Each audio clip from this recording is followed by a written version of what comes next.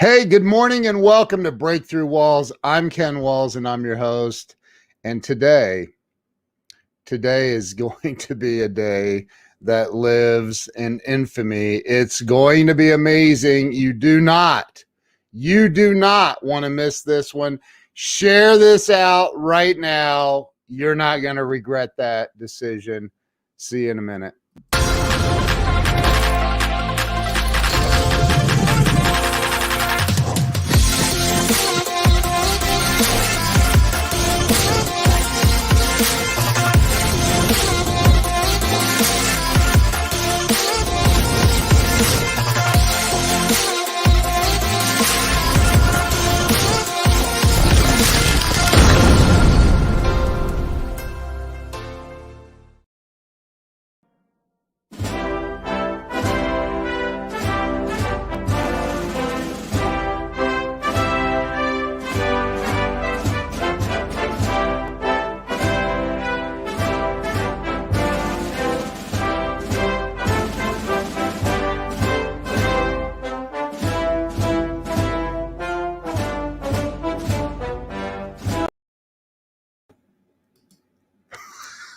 Welcome to Breakthrough Walls, Mr. President. It's been a while since I heard that song. Thank you. Appreciate that. So wow, what a day, man. What a day. And I see that you are you're back in the Oval Office. So well, we have a little recreation, that I put together for the office there in Dallas. That's amazing. So how's the weather? I heard the weather in Dallas has been a little bit interesting the last few days.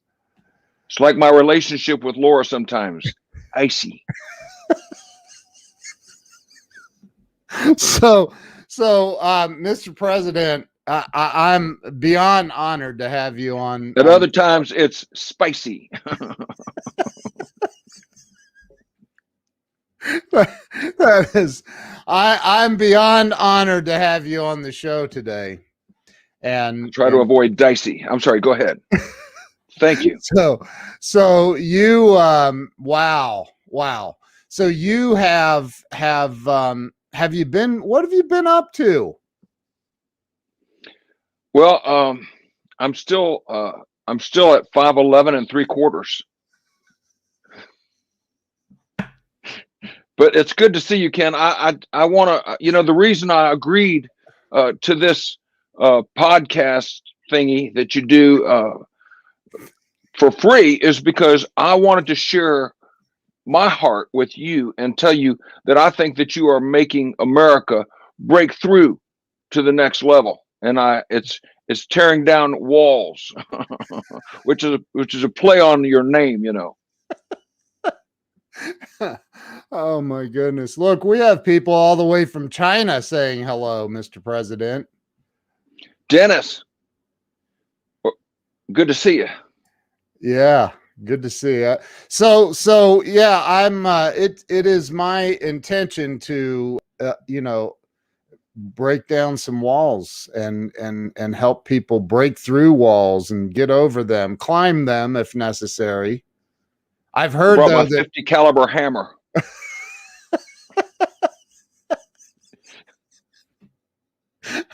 So right. So you're still living in Texas. One of your attendees said giggle. I love that word. It's right up there with tickle. Oh Lord, have broken my soul. Oh my gosh. So hey, there's the #1 car salesman in the world. I'm sure you already know that though, Frank Crinitti. Sold me my last 150. Good to see you, Frank. Oh, that is so funny. So you what have you been busy? What do you do in your free time? Do you golf? Do you duck hunt? Do you hang out with the governor of South Dakota and shoot things out of the sky? What do you do with your free time? I don't really consider any time free. Everything is bought with a price and pays dividends. And Yeah. and some of those dividends are monetary, woo-ha, and not to be confused with Wuhan. And and some of those dividends are in relationship. Yeah. Yes, that's true. So back to the original question. What do you do with your free time? What do you play golf? Yeah. Do you, When I'm not painting, well, I paint. I mean, that's what I do with okay. what you call free time. Yeah. You I paint. paint Yes, like I'm trying to make a good impression. That's why my art is impressionistic. so. And you know what? The nice thing about impressionistic art is it leaves up to, hey Sandy, good to see you again. I saw you on the other show. Yeah. She was It there. leaves beauty in the eyes of the beholder. Right. You know, it is it art? Is it Uh, stick drawings? It's impressionistic, so it's up to you. is it are you painting like rooms, or are you like painting on a canvas? I like painting heroes. I like telling stories with my art Okay. because they are stories that need to be heard, and of course, in the case of art, seen. Right. Right. Oh my goodness. Straight from the Texas branch of the office of the former president of the United States. That's right. Bam. That's right. So do you ever get out and do you play any golf? Do you Oh, all the time. how Yeah, how does it absolutely. work for a former president? Do you still like do you have an Air Force One junior, or do you fly coach on Delta if you need to fly somewhere? How does that work? It still works pretty much where I do whatever I want. Do you, do you get to drive your own car anywhere? I just have a bigger team, around me. I don't just kind of get up and go like when I was 23. Right. I wear a t-shirt and just get up and go. Now you got to dress in a suit and act like it matters. Yes, I can still drive my own car within the confines of the ranch. Oh, It's like a zoo, and I'm one of the animals. so so you're not allowed to just go out and throw the top down and head out on the highway and I can create that imagery, but it ain't real. There's how lots of guys around that are off camera. how's Laura doing? Awesome. Yeah. Awesome. She's never been less awesome than the day I met her. Yeah. Oh yeah. I took one look at her and I thought, heck yeah. She was working in a library and she said, hey, you got any ID? And I said, about what? Actually, I actually stole that joke from a guy named Steve Bridges who used to impersonate me. Oh, I like it though. It's funny. that's a funny joke. That's a nice cup of coffee you got there. So Yeah. so um so the weather in Dallas right now is a little crazy, and Oh my. yeah. Now, Yeah, we're all pretty much staying indoors. do, do you shovel your own driveway, or No, but we pay the folks that do well. I'm sure you do. Both times it's needed it. So Mr. President, I genuinely appreciate you coming on here today and sharing your unbelievable gift. But I Hey, before you do what you're about to do, which I yeah, think I know, Yeah, Can I share something with you? you sure can. You can share Uh, anything. This is Thank you. your show. I have started a new form of art. It's not a new, as in no one's ever done it before. It's just new to me, and I wanted to share it with you guys. I've taken up, music is the universal language, and I started playing a little guitar. I'm a Oh, Texas guitar, and I got my guitar right here. Can I oh, heck just? yes! It's What a very. gift! Let's do it. It's just a. It's just a demo now. Don't get all excited. It's just a little Oh, I'm something, because excited. I'm I'm excited. just start, I'm just starting my lessons. But here's a Texas song for a Texas crowd.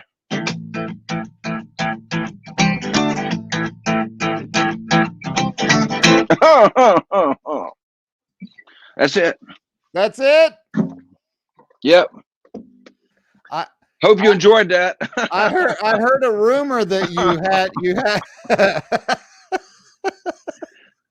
I like it heard part. That's my favorite part. oh, that is so funny. Oh my gosh. So Oh, so Mr. President, I think this show is all about helping people have a breakthrough in life. And we know that you certainly have faced some challenges in life. Would you agree with that? yes. Oh, absolutely. Are you kidding? Like, I'm pretty sure But you may have faced the biggest challenge on ever of any president of the United States. I hope you don't mean Al Gore. The lock box.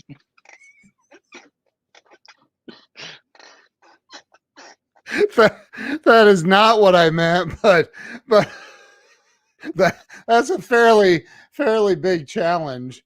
So I would like to I would like people to understand that you're a phenomenal human being as president of the United States, but or former president of the United States, but you're also your real identity.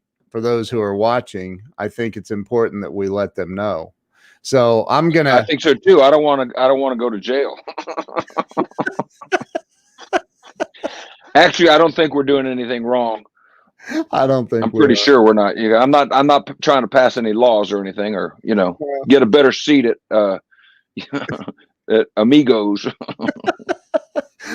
Or sign any EOs or anything like that. So Yeah, no. so why don't I remove you from screen for a second and we'll bring you back on here in a second. How's that sound?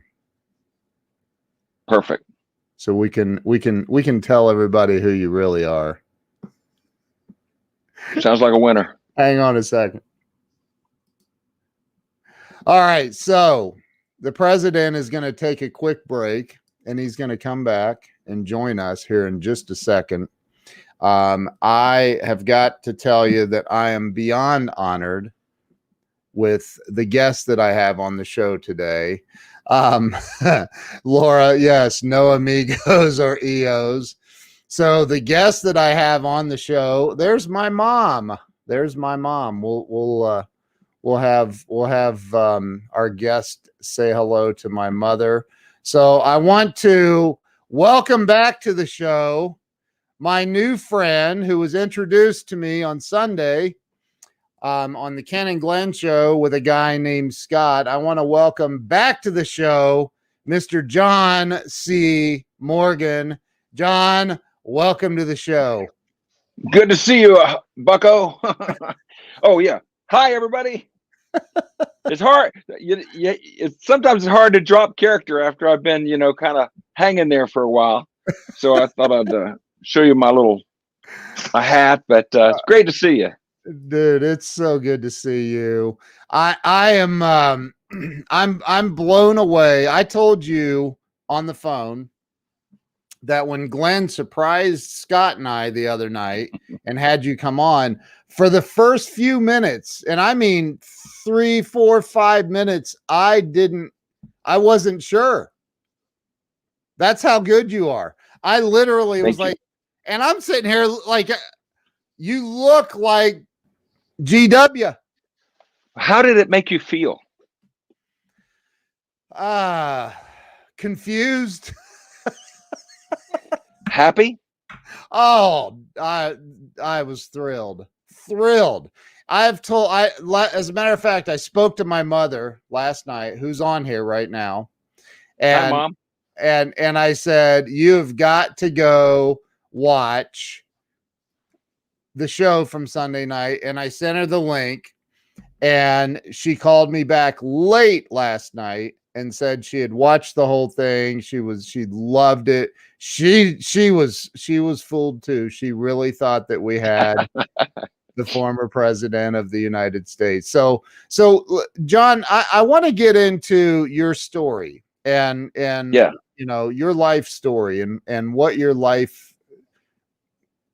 brought you to where you are today.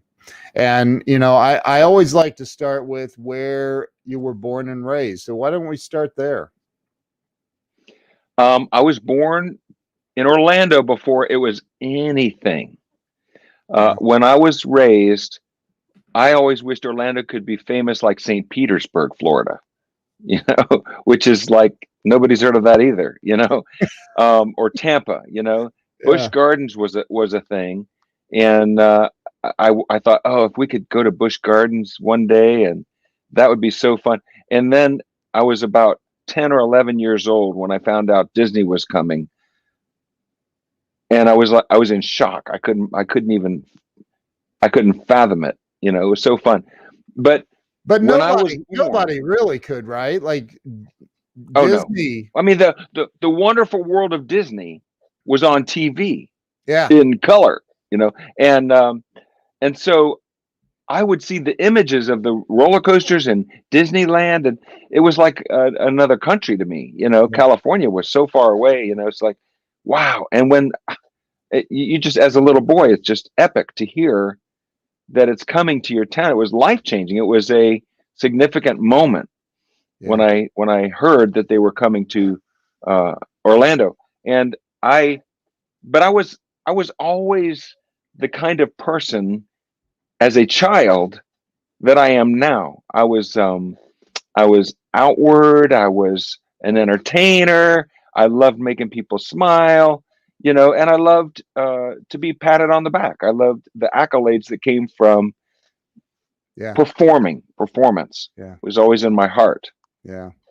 So and this started at what age? Like young, sounds like 10. Oh yeah.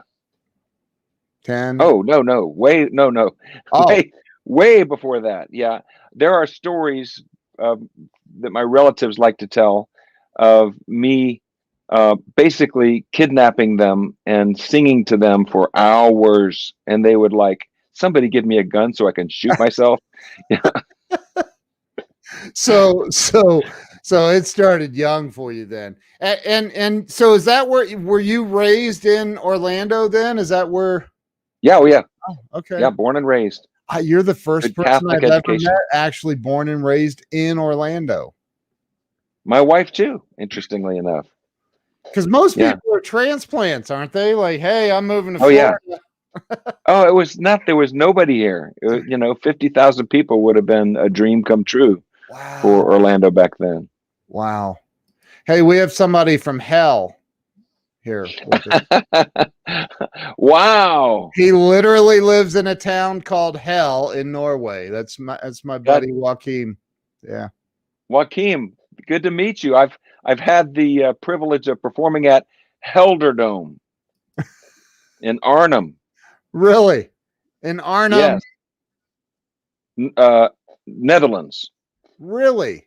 But it's kind of that part of the world, And I've actually been to Iceland, and yeah, I've been to the Faroe Islands. If your friend from hell has heard of those. Wow. So and that's where we're going to get to all of this, because I recently watched, I think you mentioned to me the YouTube video of you on Huckabee. Huckabee, Mike Huckabee's show, right? Yes, sir. Was incredible. I mean, it was absolutely incredible. You came out as President Trump on the stage. You spoke to the audience as Trump, telling a lot of really funny jokes. And then you're like, okay, this isn't really me. And you rip off the mask and you're GW. George W. I was like, it was brilliant. It's wonderful. Anybody fun. watching should go check that out. But you know, Just Google Huckabee and John Morgan, yeah, and it'll come up. it's amazing. So you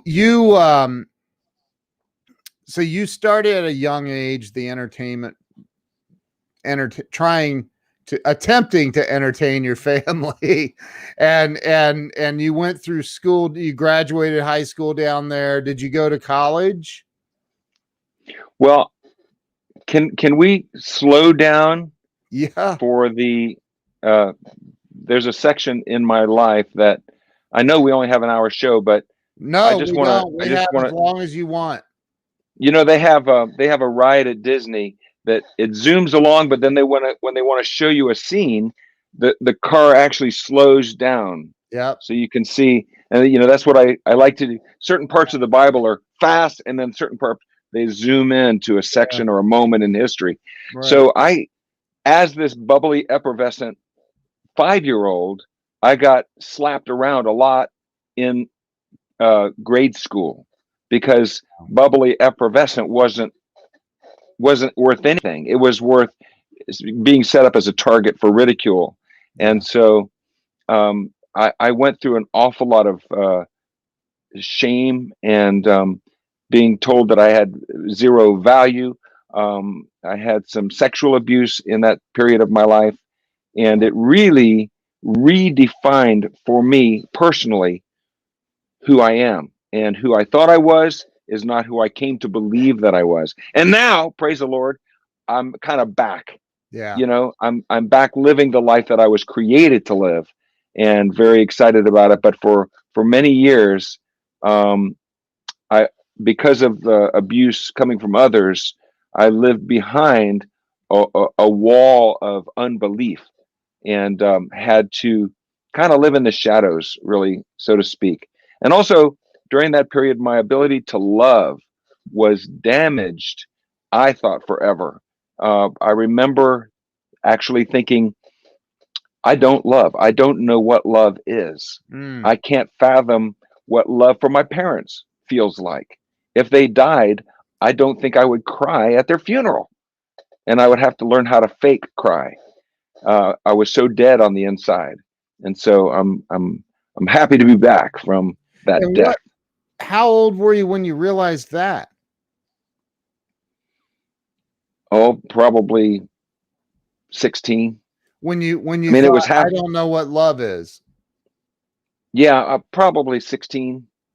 Wow.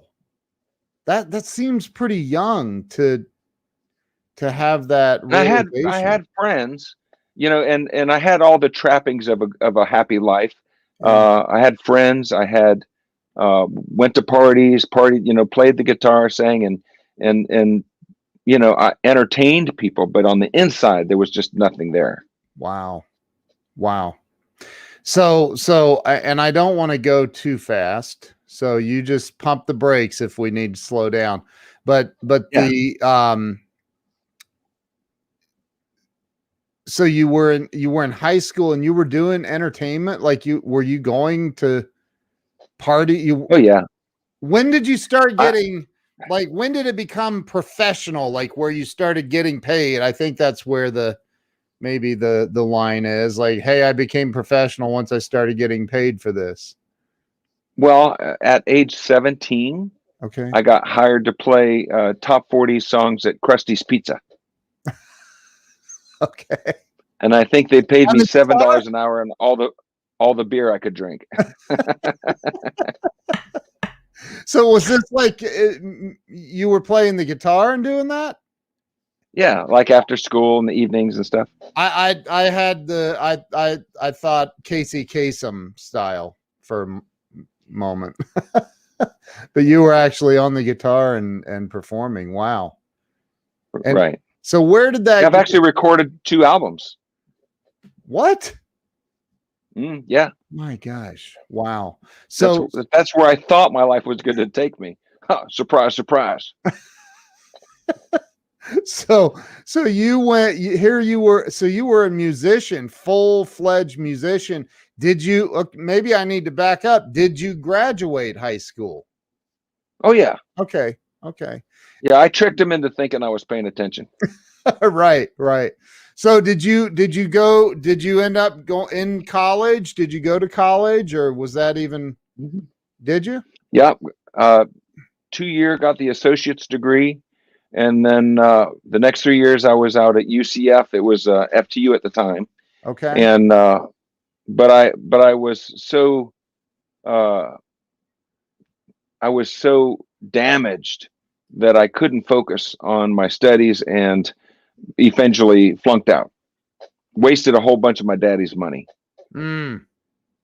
Thank you, Darian. What did Darian is one of Glenn's top students. That dude is do you know Darian? Have you met Darian? I think so, Darian. Have we met? I've been to Glenn's class about 5 times. Oh, have you? And so they're in Dallas, yeah. Oh, that's awesome. Yeah, So DB fun. is the man. I mean, he's amazing. So you went to college. I'm curious, what did your parents do for a living? What was their Mom and Dad have an awesome story. My mom, well, this we'll go fast here. They met in Miami, and she was from Chicago and went to Miami just to get some sun. And my dad was fresh out of World War II and was stationed in Florida. And as soon as he got out of the army, went to Miami to get a job and try to start a life.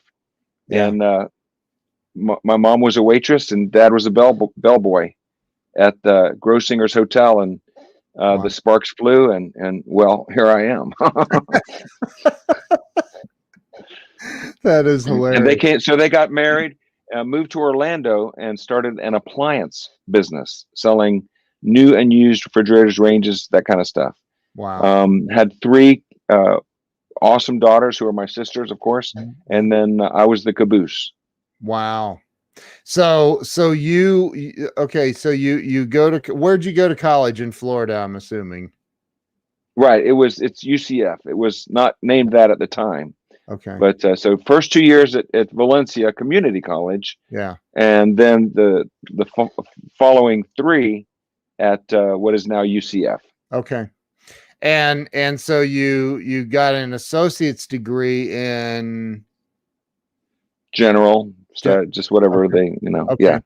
Like I said, I was only there because Dad wanted me there. I didn't want to be there. Gotcha. My heart was in music, and that's where I wanted to be. So you graduated college, and like every college kid, everybody who gets out of college with any kind of a degree, they immediately go out into the world, and within a year, normally they're multimillionaires. Is this a different planet? What? I mean, that does happen to a few. No, see, my path was set. I was working with Mom and Dad in the appliance business. Okay. And I was going to inherit it when my father retired. So the business degree was just to do a better job doing what I didn't want to do, work in the appliance store. So because I'm somewhat compliant, I went along with it, but it wasn't my heart's desire. Glenny! There's Glenn. He's got range. Oh yes, I was always riding the range. There's Glenn Bill. Wow. So you fell in love with the appliance business. Not so much, but so you got out of college. Did you go back to the appliance business then? Is that what happened, or? Well, I never really left it. UCF is in Orlando. So I kind of worked there. Yeah. So, Okay. and then not long after I got out of college, I met my one and only, Yeah. my beautiful bride, Kathy. Wow. But I met someone else significant during that season as well. Um, that changed everything for me, and that's God. Wow.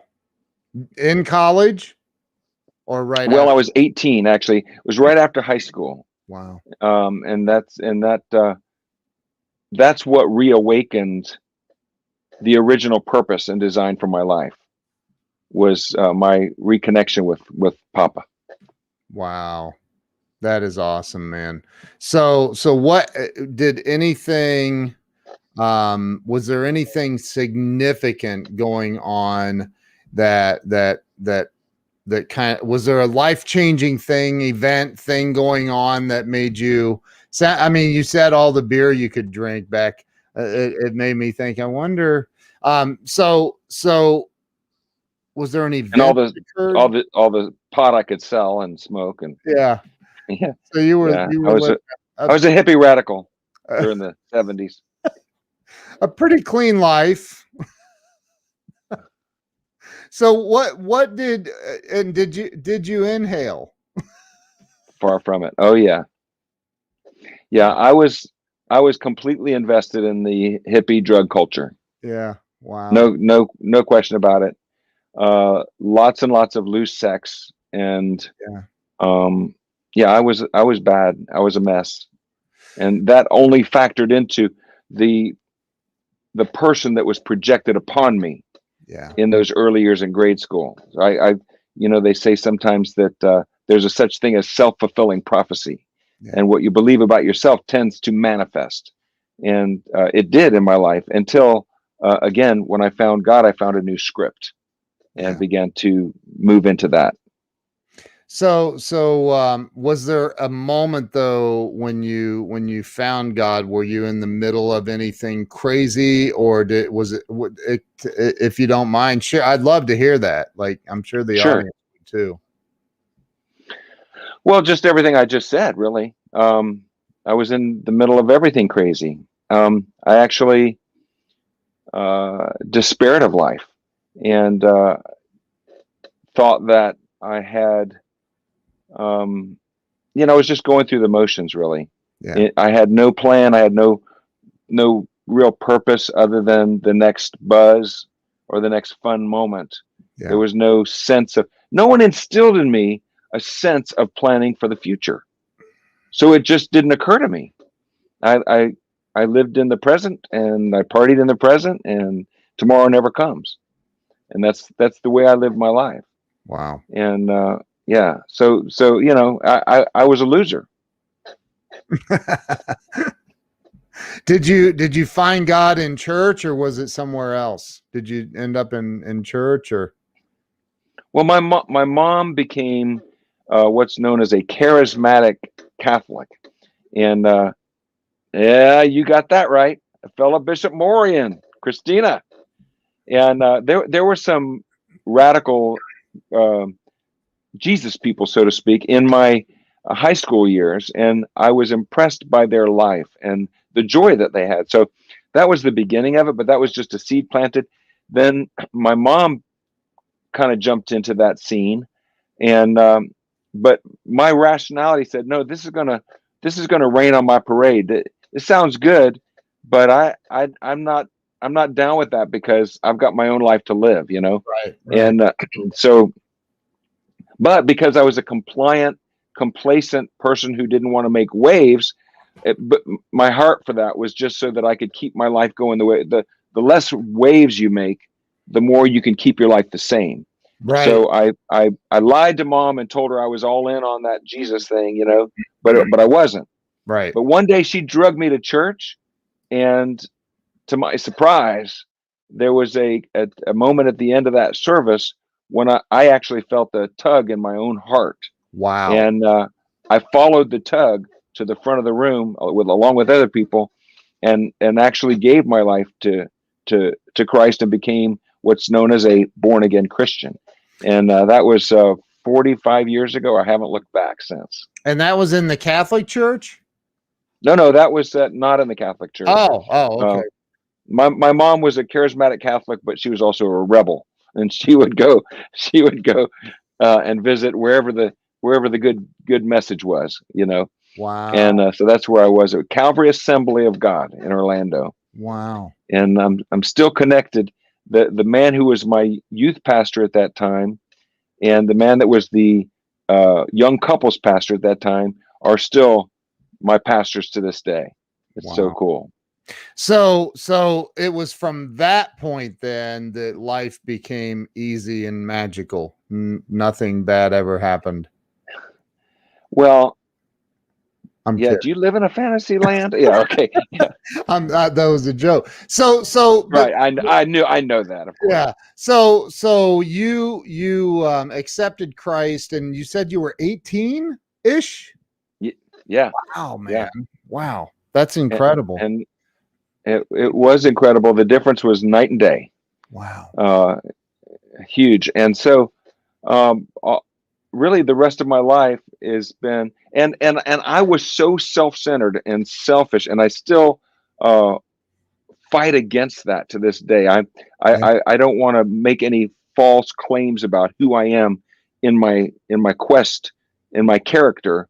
But I remember the first time I heard somebody talk about servant leadership, I it made me cry because I knew that I was anything but that.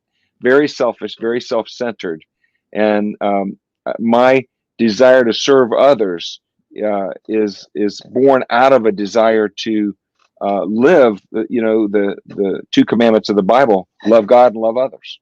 Yeah. I love that, man. I love that. So at that point, you got in, you were still in the appliance business with your parents, right? Hmm. You turned your life over to God. You accepted Christ as your Lord and Savior, and things. Where did things go from there for you? I know that it was at some point during your career in the appliance business that you got the tap on the shoulder for what you're doing today. Am I right? Yes. Again, being a songwriter, singer-songwriter, and maybe later I'll share one of my originals. Um, I wanted to pursue that as a career. So at one point, I jumped off the dock and let the boat pull me along for a while. But I had not listened in college when they were trying to teach me how to be a businessman, and so I failed in my attempt to make it as a Christian artist. Right. And so I went crawling back to my dad at the appliance store after a few years of starving my family, and Wow. struggling in my relationship with my wife because of my own self-centeredness and pride and arrogance, and thinking I was the next best thing to God himself, uh, and so I went back to work for mom and dad, thinking that I needed to allow him to work some actual character into my heart. Yeah. Thinking, what's that going to take? 2 weeks, 3 weeks, Um, and in my life, I thought, well, God will let me know when the time will come in 2 or 3 weeks, for me to go back out 2 or 3 months, maybe 2 or 3 years. But I stayed in that waiting scenario, working at mom and dad's appliance store for the next 20 plus years. And Wow. it was so antagonizing, especially at first, Oh, because I kept feeling like life is passing by. I got to get out there, man. There's a stage with my name on it that's empty that needs me. But in my spirit, I kept, no, wait. I just knew that I needed to be learning what I was learning at the appliance store about serving my family and serving in my own local community. And I did strive to learn those things. And then, lo and behold, years later, George W. Bush decides to run for president. And people start tapping me on the shoulder like every day, saying, "Do you know who you look like?" And I just thought that was cool, but I had no clue that it could be used for anything special. In the meantime, I'm at a church where we do plays, and in dramatic productions, and they always tap me on, to do the lead, or to be the donut man if it's a kids musical, or I just very theatrical heart. I Yeah. love drama. Um,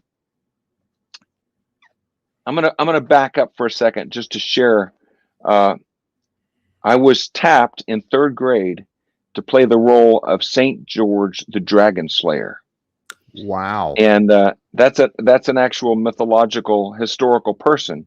Yeah. Saint George represented uh, like an angel, and the dragon was like sin or evil, and so I think that was somewhat prophetic, Wow. of the call of God on my life. And then as a senior in high school, and I was in the drama club all 4 years at Bishop Moore, Wow. but fear had taken such a hold of me. As a senior in high school, I was gifted. I was handed, without an audition, the lead role to the play. Are you ready for this? 1984. Yes, we were Wow. doing the play 1984 in 1974. Wow. So I was handed the lead, but fear was in my heart. Fear was in control of my life. And the very next, and all my best friends were in the drama club. We partied together. We lived life together. The very next day, I quit the drama club to avoid having to play that role. Oh my gosh.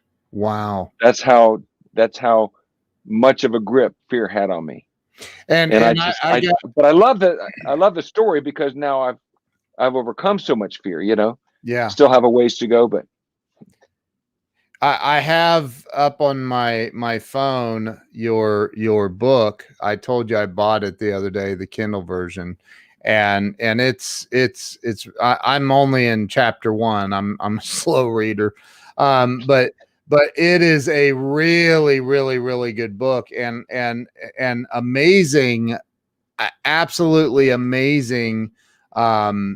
Forward written by Alan Robertson of the Duck Dynasty family, which is, I mean, it's just an amazing. So far, it's absolutely amazing, and and we'll get into that. And it's called War on Fear, which is yeah, which is just so cool. There it is. There it is. Yeah, right.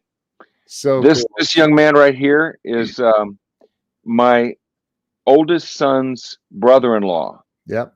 and his kidneys were failing, and my oldest son Chris, donated one of his kidneys to him Wow. to save his life, and then to help him overcome his fear of heights, took him up on this huge precipice looking down over the ocean to help, and then took him mountain climbing, for Pete's sake. Wow. And my son is for sure one of my heroes. My oldest son Chris, Wow. I just love him. He's intense. Yeah, and his dad isn't at all, just laid back. Well,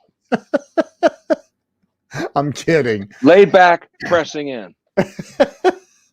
So you got into so Bush ran for president, and people were tapping you saying, "Hey, do you know who you look like?" And what would you say to Yes. that? Well, I didn't know the impression yet. I'd say, I know, isn't it fun? I just thought it was cool, and Yeah, people would want to get pictures and stuff like that. And being the, I like attention person that I am, yeah, I loved it. It was just a hoot. But I did not like the lookalike industry. I mean, I didn't even know there was a lookalike industry. I just knew there were people who impersonated Elvis Presley yeah, and Marilyn Monroe. And that's the extent of what I knew. I had gone to an event one day where I saw somebody else impersonating someone, and wasn't too impressed with it. And when somebody suggested, finally, my friend Paula, at my mom's 80th birthday party, suggested that I should try becoming a professional celebrity lookalike, I just said, that is something that will never, ever happen, because I had no desire to be one of those people that people feel sorry for. You know what I mean? I mean, you think about the Elvis impersonator industry, and it's like, yeah, not so much. my fear of rejection, there's no way. I was like, no, not on your life, And so, yeah, not anyway. But my wife, she thought about me. She knows me better than any other human. She's like, you'd be a shoo-in at that. You should give it a try. I'm like, no. But then a few things happened, and I felt challenged to seek the Lord to see if it might be His will, which I knew it wasn't. But Right. But when I thought it could be, I went, oh no, but so there's two dynamics playing. Number one, protection, and number two, I don't want to miss His will. That's a big deal, There's no bigger deal, So I decided to pray, and so I took a couple of weeks to fast to prepare myself to hear the good news or the bad news, whichever it was going to be. Right. And then I just straight up asked God, okay, do you want me to become a George Bush impersonator? And then the voice, Glenn Morshower talks about the voice of God spoke clearly to me, not here, but here. Yes. And I knew that I had to become, but what comes along with the voice is grace. See, you may not love doing something, but if you know God's in it, you can be assured that He will give you everything you need to succeed at it. And that's the key. So even though I don't want to do this, I don't want any part of this. Once I knew it was God, I thought, oh, and it completely changed my paradigm. And I had to throw a couple of dimes and say my paradigm shifted. And so my next question was, okay, how do you become a celebrity lookalike? And the very thing popped into my head, the internet. And it's crazy, Ken. Within 20 minutes of that knowing, I was on the phone with the person, B. Fogelman, who is at the very center of the lookalike industry in the entire United States. I was on the phone with her, and she told me, well, if you look like and you can sound like the sitting president, you make 10 times the money of any other lookalike. And by the way, last year, I was the recipient, the highest award in the lookalike industry of the B. Fogelman Award of Excellence. B. Fogelman has now gone on, and she has left a huge legacy. The lookalike industry wouldn't be what it is without her very hard work and influence. And so shout out to her. But she gave me the heck yeah that I needed. And the law of attraction. I mean, once I made that determination, things started moving out of my way and in my way, and bam. And as a George Bush lookalike during the presidency of George W. Bush, I know I made over $1 million. I don't know if it was 2 million, but it was really awesome. Wow, that Thanks, is Glenn. Absolutely incredible. So you that wow. So you got into the industry, and so it's one thing to look like somebody. It's a completely different ball of wax. Is that the term? To have their mannerisms, to have the I mean, to have the holding the eyebrows the right way, I mean, how long did it take you? That was the hardest part. Yeah. It's on Sunday when you were on the Ken and Glenn show with a guy named Scott, I was literally I was laughing so much, so hard that my face hurt. But every time you did that with the shoulders, because that's literally what he does. So how long did it take you to really hone that part? Well, I tell people I was a bad Bush before I was a good Bush,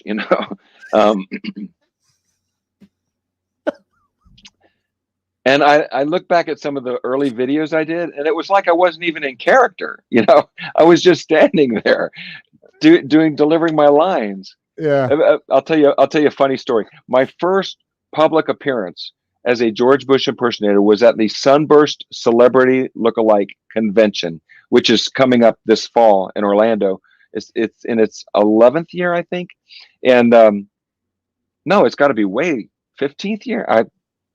I never was good at math, but anyway, so I had my notes, I had my little speech, and the guy that puts the convention on is a guy named Greg Thompson, and and he was so excited for me, my first time up on the stage, and doing this, and I was reading through my script. So when they announced me, Hail to the Chief plays, and I'm waving at everybody, making my way through the crowd, shaking hands, kissing babies, and I get up on a stage, and here I am. Here we go, boom, and I look at my script, and it's not what it should be. It's like page 3, Oh.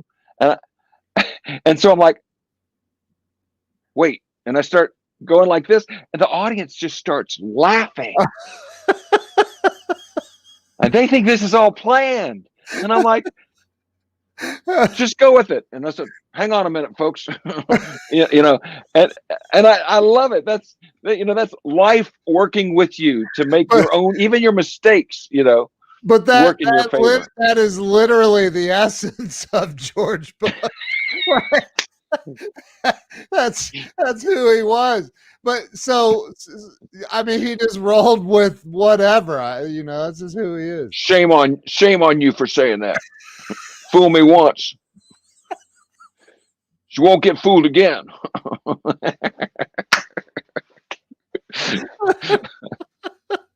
That is so funny, man. So full of shame. So how long did it take before you really felt like, okay, I'm kind of getting his mannerisms now, and the I mean, because I didn't wait. Wow. As soon as I could make a website, I put it up, and I figured, I'm better than anybody else, so, because there wasn't a lot out there, Sure. The one guy, Steve Bridges, who's a phenomenal artist, but he had to do a full prosthetic makeup to become. I mean, he'd already been doing Clinton, Arnold Schwarzenegger, and he was already a world-class impressionist doing impressions. Yeah. And so his manager, Randy Nolan, who's now a dear friend of mine, came up with the idea of putting the face on him. And, he made many, many, many millions of dollars. He became known as the premier George W. Bush impersonator, and did that famous routine where he was standing literally right next to George W. Bush at a White House Correspondents' Dinner. Wow. But I don't have to do that. I just get up and go. And so I just started booking it, and it took off, and it was just so fun. So, and we may be fast forwarding, we'll jump back, but the question of the hour is, have you met GW? I have. Yeah. I met him at the Warrior Open golf tournament. And Justin, thank you for asking the question. It was during the process of writing War on Fear. You see, I had been afraid to meet him because nobody wants to meet your hero and have him go, so right. But because I was writing the book, I thought I have to meet him. It's a challenge I have to overcome. Wow. So I intentionally went to the Warrior Open, and it was just a awesome experience. People kind of pushed me to the front of the line. He was getting people off the first tee and then the ninth tee, for this awesome tournament.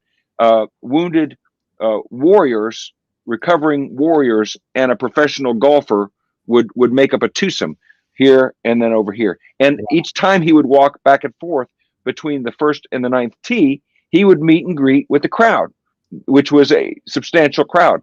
Yeah. And I'm wearing the same shirt. I'm wearing, I've got the Warrior Open shirt on, it was so fun. And so people shoved me up to him, and they said, "Mr. President, your brother's here." Wow. and he looks over at me, and he's like, and he comes over, And my wife's got the camera ready to go. And I said, Mr. President, good to meet you. To be honest with you, I had no idea what would happen. I had no preconceived preparedness for all of my interns to turn into jelly, but they did. I couldn't even say my name. It was horrible, you know? So, Mr. President, if you see this, anything I may have said to you in that day, please disregard it. And can we get a do-over? But he did say one classic line. He's hugging me, you know, and I'm hugging back. My wife's taking the picture, and he leans over and he says, if I had a face like mine, I'd be mad as hell.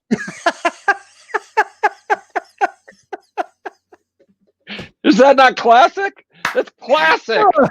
That is so awesome. Wow. Classic GW. I was so happy that he said that because it was funny. Yeah, Tony says a mulligan. Right. I need a mulligan. I need a do-over.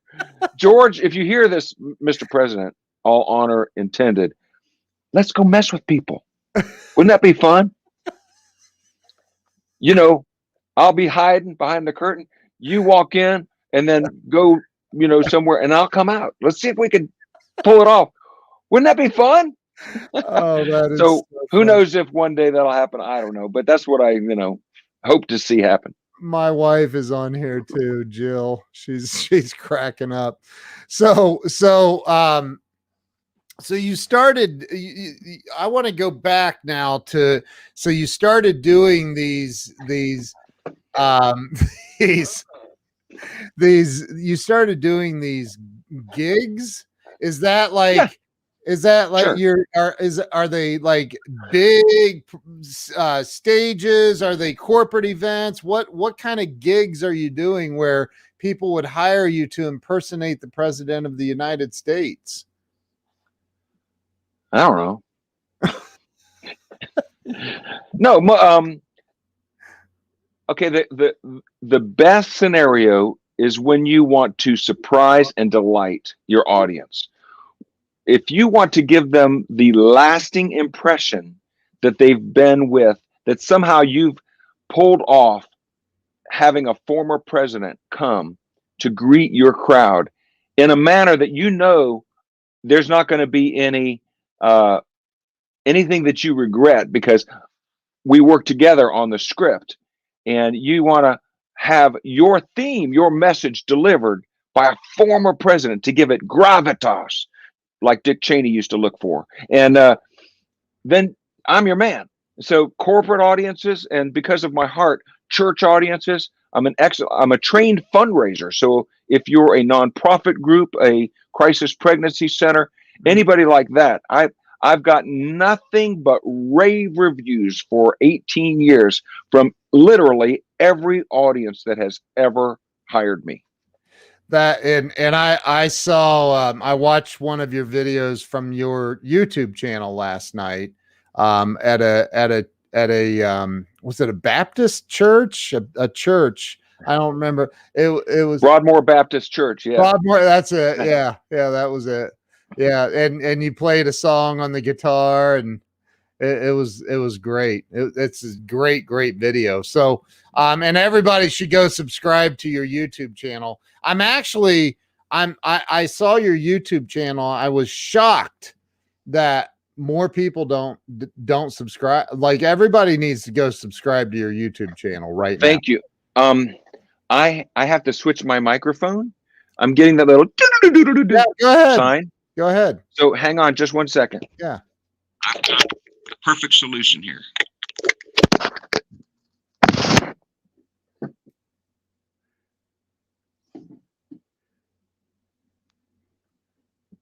There you go. Can't hear you. Hang on. I'm glad you know what you're doing. Can you hear me? It's muffled. No, down at the bottom, click cam mic and then audio and select the new microphone. Down at the bottom of the StreamYard window. Can't hear you. You're muted. Maybe unmute yourself. See if that works. Nope. Nada. That should be better. There you go. It's less presidential, but It actually sounds better. Oh, Sounds good. better. Yeah. So you started doing these events and so churches like hire somebody to come in and talk. Mm-hmm. I did not realize that. That's pretty cool. Lot of that. I actually, I actually preach. Yeah.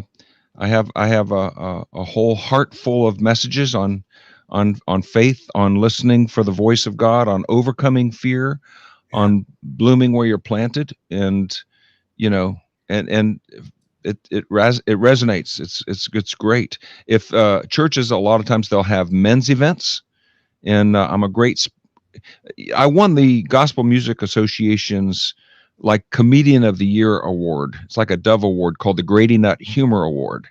Wow. Because God has, as you know, gifted me with not only this face, but humor.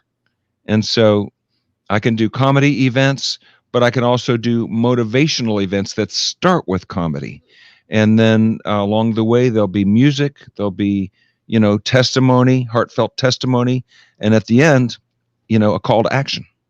That is so awesome. And your website I have scrolling, it's johncmorgan.com, correct? Yes, sir. Yeah.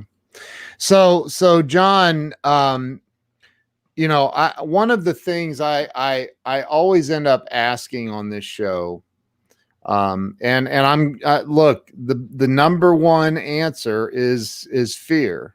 So you have to do better than that. No pressure. But what do you think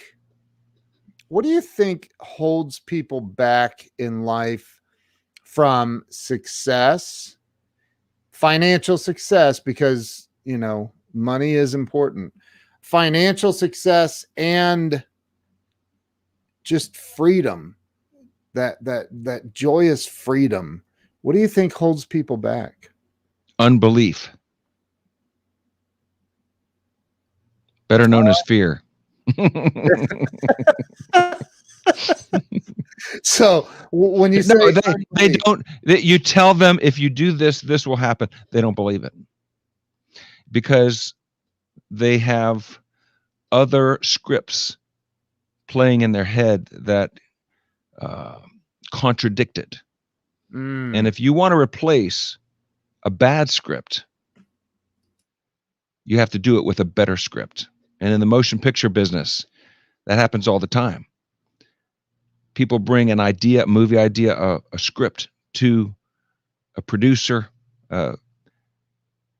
movie company executive. I like this, but I don't like where it goes here. Can we do a rewrite? And in life, you can do a rewrite. Yeah. In fact, my hooking up with you, Ken, is a bit of a rewrite. So I'm excited about it. So am I. I really am, man. I'm Glenn has introduced me to a lot of amazing people, and you're at the top of the list, man. You're an incredible human. I just love what you stand for and what you're doing for the world. There was a time when my wife and I, it was shortly after we met, that we opened up our first office, and I had some employees, and this one day, the biggest employee I had comes walking into my office, and he says, hey, there's a guy out in the parking lot looking in the windows of your SUV. And I go, why? You're bigger than me, dude. Go tell him to get out of here. What, he's like, well, he's got it blocked with his tow truck. I was like, oh. And I don't know if you've ever tried to talk the repo man out of taking your vehicle or not, but that was a bad day because my car got repossessed in front of all my employees. Oh my. And I literally felt like The old story of the guy falling off the cliff, grabs a hold of a branch and he's hanging on. He's screaming up to the heavens, "Is there anyone up there? Please help!" And the clouds part and God's voice comes, "Let go." And he's like, "Is there anyone else up there?" you know. Yeah, So, yeah. so like, I was at that moment where I'm like, this is awful. Like, how do I go? Where do I go from here? This is terrible. Life is over as I know it. It's never going to get any better. And I don't know if you've ever been in that position or not. But 2020 brought a lot of challenges for people that they weren't expecting. And unfortunately, the suicide rate in not just the United States, but globally just has skyrocketed. What do you say to somebody, John, that's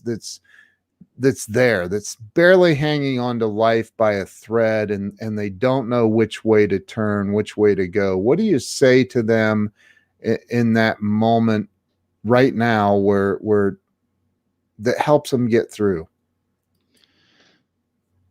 If you're in a place in life where you don't see your way forward, in fact, you'd have to climb 5 steps to get to street level in your life, where you feel like you're underwater and above you is solid ice, I'm here to tell you, there's a hole in the ice.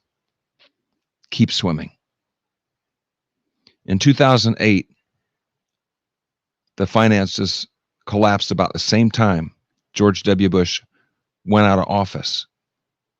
At about the same time, corporations were shamed for having lavish Las Vegas events with entertainment. And the entertainment business went away. And my phone stopped ringing for months.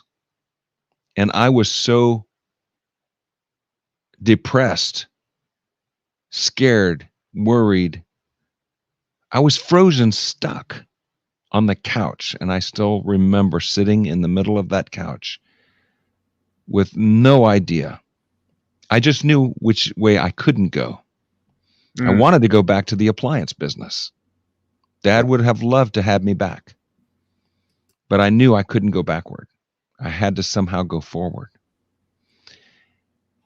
And my hole in the ice came one day when I was invited to speak to a group of managers out in Oklahoma City. And I thought to myself, how can I speak to a group of managers that are actually working with jobs, managing businesses, when I can't even put a roof over my head, barely? This was Mardell Christian Bookstores, owned by the family that owns Hobby Lobby. Very successful billionaires. And I felt so, inauthentic, like an imposter going out there to speak to them. But I went out.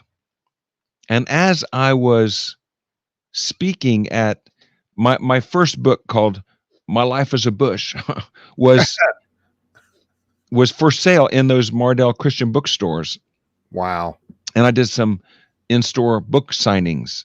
And the first one I went to, they wanted to give me a gift for speaking. And I looked over to my right and I just saw a book called Facing Your Giants.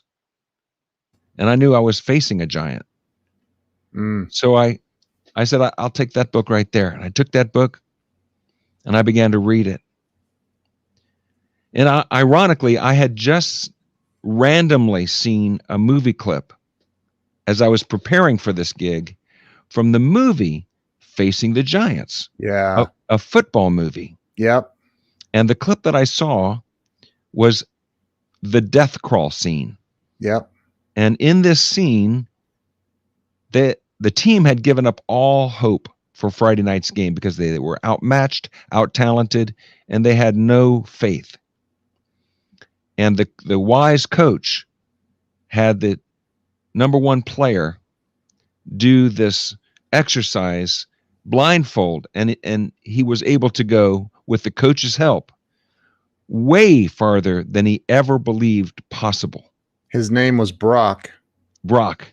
Yeah. Right. You remember the scene. Oh yeah. So I saw that, then I started reading this book, same title. And that Sunday I was invited to church. And in the middle of the sermon was called Never Give Up. Wow. That pastor has now gone on to his eternal reward. But he preached the sermon that day. And as a visual aid to the sermon, I couldn't believe what I was seeing. Here I am, halfway across the country, sitting in a church with people I don't know, and God met me there. They played that same exact movie scene. And this movie was 10 years old by now, probably. I don't know how I mean, it was seemingly so random, and yet God was speaking to me. Don't give up. I've got this. I've got you. There's a hand holding you that knows where you are, exactly where you are, exactly what you're going through. Don't give up. The light will come, and you'll make your comeback. So true, man. So true. And for anybody who hasn't seen that scene, Larry Schneider says that was a great scene. I've seen that because back then, 2010-ish, it was still, the economy was still not good. And it was tough. I watched that scene many, many times. Many times. Have you given it your very, very, very best? And I truly do believe that God will be there, but we got to put in the work. And the paralysis, the fear can paralyze us. And I know that you wrote a book about fear, and I'd like you to talk a little bit about that, about the book. Show it again. Sure. War This on is it. Fear. And the subtitle is, What Would You Do If You Were Not Afraid? And the green screen makes the bricks come through. I'm sorry about that. I know, it's awesome. It's part of the ocean. And I know what I would have done. I would have played the lead role in my senior class play, 1984. Thank you, Colleen. I know what I would have done. I would have taken many gigs that I chose not to take. And that's me. What about you? You see, God has a voice, but so does fear. Fear will usually speak with words that start with sentences like, what if? In my book, I talk about Mr. What If. He's yelling at you. He's preaching a form of reality that isn't real. Fear actually has a positive role in our lives. Fear can keep you from falling off a cliff. Be careful. But can also keep you from climbing a mountain and taking that challenge that's before you. Fear will often indicate the exact way you should go. The thing that you most fear may well be the compass pointing you in the best direction for you to take. Examine your heart. What are you afraid of? It might be your life's call. Wow. When did you write the book? What year? I finished it about 4 years ago. Okay. So but I still live it every day. Yeah, and it's still a fairly new book that everybody needs to go grab a copy of. And I know it's on johncmorgan.com. It's on Amazon. You have the is it hardback or paperback? It's hardback. You can also pick it up in Kindle form or on Audible, read by the author. Go to audible.com and just search War on Fear. It'll come right up. I want to say a huge thank you to Glenn for introducing us. Glenn Morshower is, as you already know, God definitely broke the mold after he made Glenn. He's like, Glenn is an incredible human being, and I want to thank him for introducing you and I. And John, I want to thank you. You're incredible, and I'm not talking about, in the foreword of your book. Why can't I remember his name? Alan Robertson. Says, he talks about that. He talks about your ministry in the foreword. He talks about beyond the impersonating President Bush, that the person that you are, and he talks about your wife, that you're just an incredible couple, that you're the epitome of what Jesus taught. You're literally, that's who you are.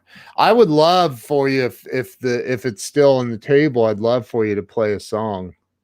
Oh, sure. Originals. Can you do it with your microphone set up? I'm sure you can. Yeah, it won't sound as great. It won't sound as super duper as if I had the guitar plugged in, which I wish I did, but I didn't plan properly for this. I apologize. Oh no, this is awesome. But this is a song that came to me literally.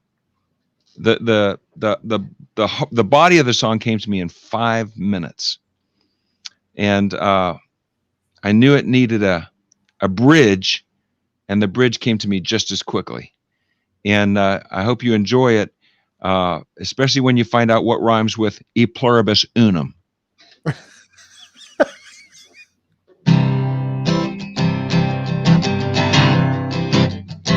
Well, there are two sides to every single story, the passion and the glory, just trying to make it through the day.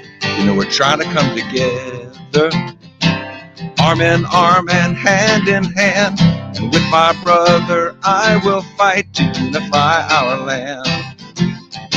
America, home of the brave, we stand strong when we're willing to change, and I will fight the feet of freedom and bow down on my knees, praying for a healing, fighting for the freedom of my brother and me.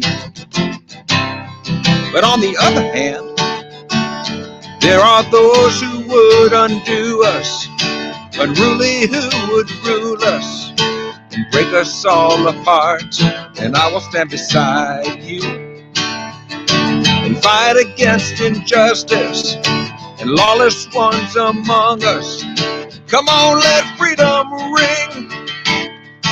America, home of the brave, we stand strong when we're willing to change, and I will wash the feet of freedom and bow down on my knees, praying for a healing, fighting for the freedom of my brother and me. E pluribus unum, get your guitars and tune 'em. Harmony and melody, let's make a little revelry. E pluribus unum, get your guitars and tune 'em. Harmony and melody, let's make a little revelry. E pluribus unum, get your guitars and tune 'em. Harmony and melody, let's make a little revelry. America, home of the brave, we stand strong when we're willing to change, and I will wash the feet of freedom and bow down on my knees, praying for a healing, fighting for the freedom my brother and me, praying for a healing for my brother and me, fighting for the freedom of my brother and me. America. Wow. Yeah. Thank you. That was awesome. Awesome. Thank you so much. Very first time ever in the history of Breakthrough Walls that a president has played guitar and sang a song. That is amazing. You're very welcome. Hope your folks enjoyed it. That was amazing. Wow. People are look at all the applause. You can see all the comments, by the way, if you click on comments on the StreamYard there at the. Oh, now you tell me. Oh, hey everybody, look at you all. Jiminy Cricket. There is wow. I don't even know what to say. That's incredible. Thank you. Incredible. John, wow. Man, I'm blown away. I'm blown away. Look at all the applause. Y'all are so kind. Wow. Thank you so much. So awesome. John, is there anything else that you would like to leave the audience with before we end this live stream? There's not enough time to not go all in. That's it. I love that. John, stay with me, please. I'd like to talk to you after this. And wow. I'm in awe. I'm in awe. Thank you so much. I appreciate you. God bless you. God bless everybody watching this. If you share this out, there's probably extra blessings for you. I'm just kidding. You don't have to share it out, but that would be awesome if you did. John, thank you so much. Thank you to everybody who's watched and shared this out. You guys rock, and we will see you later. John, thank you so much. Everybody go to johncmorgan.com. Is that what is your social media all on there? Is that where people can follow you? I think so. And if not, you're going to help me get it there. We'll get it there. Okay. Well, hey, thank you all. Appreciate you all. Love you all. Many blessings to you. John, thank you. God bless. See you guys.